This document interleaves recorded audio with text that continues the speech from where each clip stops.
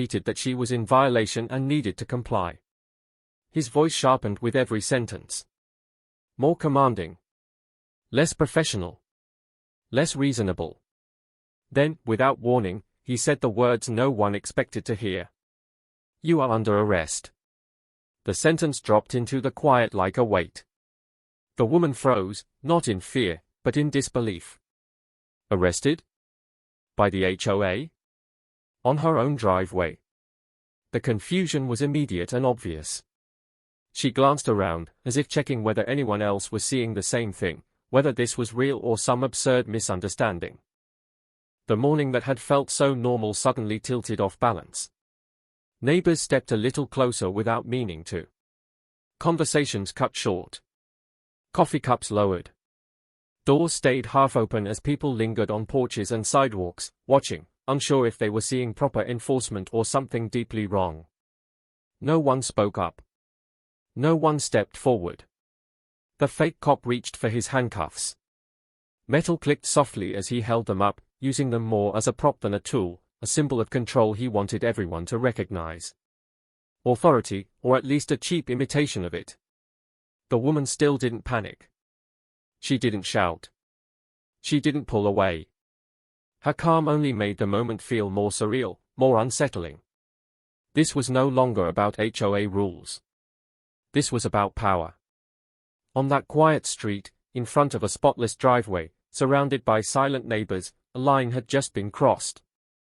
No one there yet understood how badly the man pretending to be in charge had misjudged the woman standing in front of him. But the cost of that mistake was already building in the air. To everyone watching, she still looked ordinary. Just another resident. Just a homeowner on her own driveway, trapped in a scene that made no sense. There was nothing dramatic about her appearance. No raised voice. No frantic gestures. Nothing that suggested she was dangerous, defiant, or out of control. If anything, she seemed like the calmest person there. She spoke with steady politeness. When he claimed she was violating HOA rules, she didn't scoff or snap back. She didn't try to embarrass him in front of the neighbors. She asked simple, reasonable questions, the kind anyone would ask if they believed a misunderstanding had occurred. Her tone stayed respectful, measured, and professional, as though she truly expected the situation could be cleared up with basic information. There was no visible fear in her posture.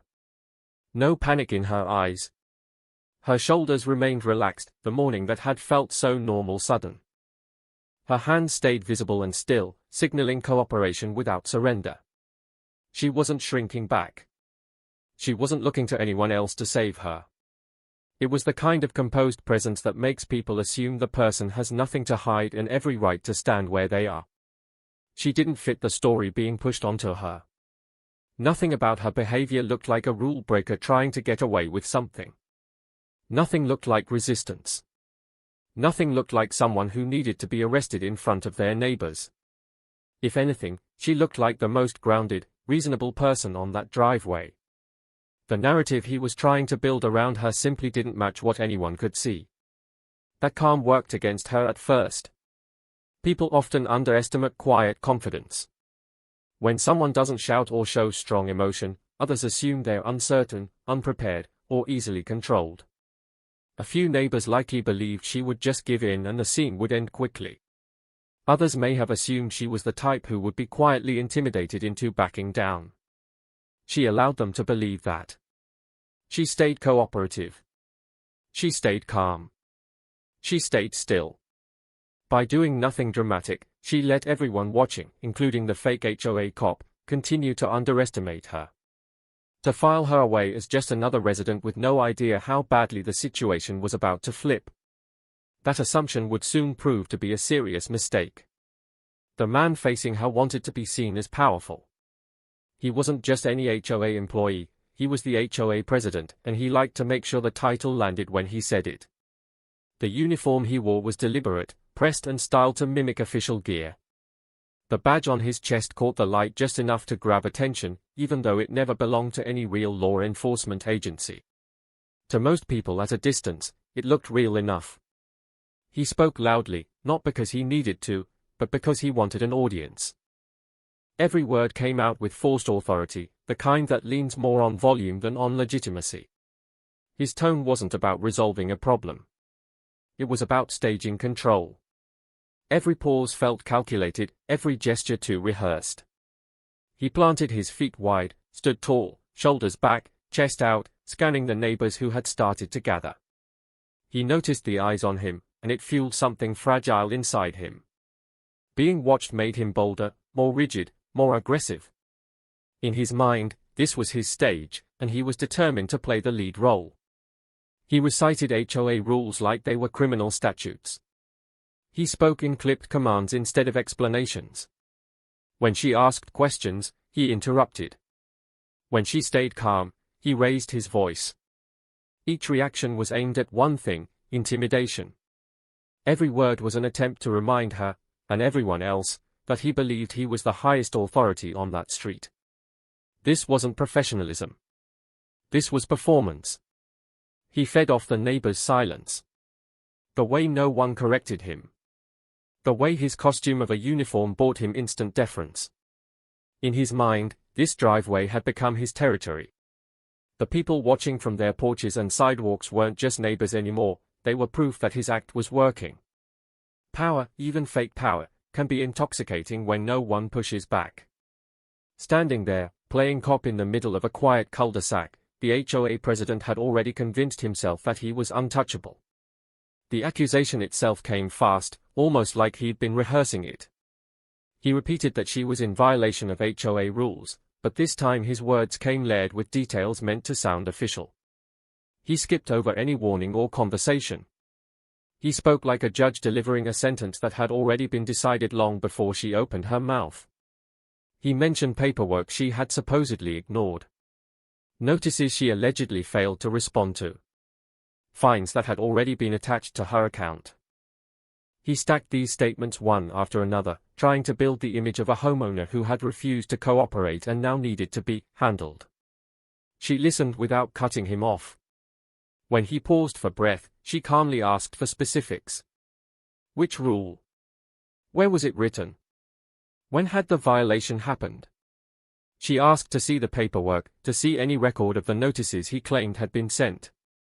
Her voice never rose. Her questions stayed clear, grounded in facts and process. He chose not to answer. Instead, he repeated the same accusations, only louder. He talked about compliance like it meant unquestioning obedience instead of mutual cooperation. He warned her of more fines. He hinted at serious consequences if she didn't follow his instructions right away. His words tried to turn an administrative issue into an emergency. Her expression stayed steady. She explained that she was a homeowner in good standing.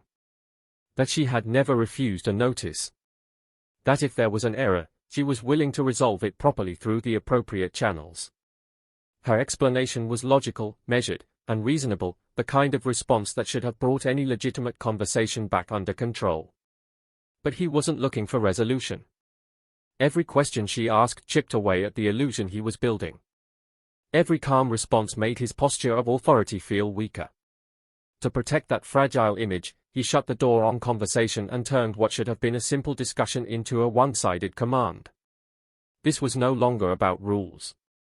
It had become a battle over control, and the man pretending to be a cop had already decided he wasn't going to lose. That was when his voice changed. His words grew shorter, more clipped. No more explanations. No more attempts, however shallow, at justification. He switched from sentences to orders. He told her to turn around. Not suggested. Not requested. Commanded. As if her compliance was automatic, a given. She did not move. He stepped closer, crossing into her space, and declared that she was being detained. The word hit the air with a different kind of weight. Detained for what? By what authority? No official credentials had been shown, but he spoke like some invisible law stood behind him. Then he lifted the handcuffs. The quiet click of metal carried farther than it should have. It snapped the scene out of the realm of rude behavior and dropped it into something darker. This wasn't just an overstep. This was the beginning of something dangerous. The woman looked at the handcuffs, then back at his face. She still didn't pull away. She didn't swing her arms or try to run. But her calm shifted, still composed, but now sharpened with focus. There was no doubt in her eyes now. She understood exactly how far over the line he had just stepped. Around them, the neighbors' unease deepened. Feet shuffled. A few people took small steps backward, creating more distance while still trying to see. Others exchanged glances, searching each other's faces for a cue no one wanted to give. Everyone felt that invisible line had been crossed, but the weight of that feeling pressed their words down. Silence settled like a fog. No one told him to stop. No one asked whether he had any legal right to do what he was doing. Fear, or something close to it, kept everyone in place. People are conditioned to trust uniforms, even when something feels off. That trust can keep mouths closed long after instincts start to scream. But what he was doing was illegal. By trying to force those handcuffs onto her, the fake HOA cop pushed the moment beyond intimidation and into criminal territory, into actions he would never be able to fully take back. Even then, her composure did not fall apart. She didn't snap. She didn't shove him. She didn't turn the scene into the chaos he might have been secretly expecting. Her body stayed steady, grounded, as though she refused to let his behavior drag her out of control. There was a quiet strength there that didn't need to flare up to be undeniable. When she spoke, her voice was precise and calm. She told him to stop. Not with a shout designed to rile the crowd, but with a firm, level tone that carried clearly to him and to those standing nearest. She warned him that what he was doing was not lawful and that he needed to step back immediately. Every word was intentional, as if she was giving him one last clear chance to correct himself. She still didn't resist physically. That threw him off balance. People who rely on fear expect visible reactions. They expect pleading, anger, panic, something messy they can then point to as justification. Her refusal to play that role left him without a script. Her unshaken calm stripped away the emotional fuel his intimidation depended on. He hesitated. For the first time, the confidence in his eyes faltered. The way she held his gaze, the certainty underneath her words, dug into the fragile layer he'd been calling authority.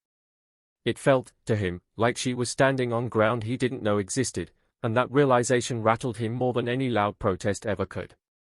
That moment was his final chance to back away. He didn't take it. There was a brief, heavy pause. Not long, but long enough for the tension to sink deeper into the scene. The entire neighborhood felt frozen in place. No cars rolled by. No dogs barked. Even the birds seemed to fade into the background. For a second, even he seemed to stop breathing. Then she asked one simple question. It wasn't shouted. It wasn't dramatic. It carried no obvious anger. It was calm, direct, and edged with a kind of authority that doesn't need to flex. A single, focused question that cut straight through his act and demanded an answer he was not prepared to give. He didn't respond immediately. His hesitation was only a heartbeat long, but everyone saw it. His eyes shifted, searching. His grip on the handcuffs tightened, then loosened as doubt slipped in. The certainty he'd been projecting from the start cracked, just enough for everyone to see the insecurity underneath. For the first time, he looked unsure. The neighbors felt the shift. People who had been standing perfect and still leaned in just slightly. A few shared quick looks, their faces reflecting the same realization, something here wasn't right, and now it was obvious. The scene no longer looked like controlled enforcement. It looked unstable and exposed. The man tried to straighten his shoulders, clear his throat, pull his mask of authority back into place. But the moment had slipped away from him. That pause, that crack, had already revealed more than he could hide again. The balance of power had started to tilt.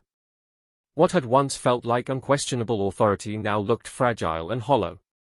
And standing there, unwavering and calm, the woman held the silence like a warning of what was about to unfold. She did not rush. Slowly, deliberately, she reached into her bag.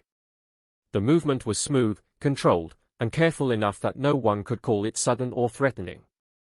Her gaze never left his. Every second stretched, tightening the air as the neighbors watched to see what would appear in her hand. Then she drew it out. A badge. Not a cheap prop. Not a shiny token bought online for effect. This one carried weight in its very design, solid, regulated, unmistakably official. Alongside it, she held out proper identification, the kind that leaves no doubt about who issued it or what authority it represents. She stated who she was. Real law enforcement. Trained. Commissioned.